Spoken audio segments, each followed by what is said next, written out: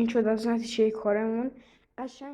سر من آرشم و به یه ویدیو دیگه از چنل RSX خیلی خوش اومد. این روشم کثیفه، اون قسمت هم کثیفه.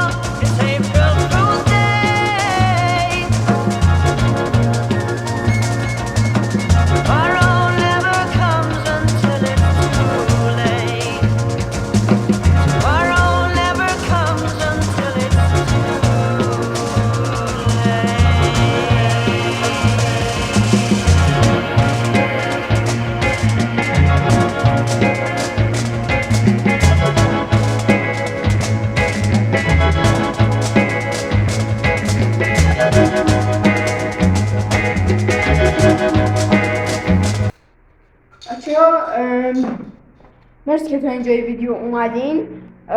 برای پارت دومم اینو میذارم برای همین مود آهنیه و حتما من دنبال کنید، زنگوله بزنید که هر موقع ویدیو جدید گذاشتم حتما براتون میاد.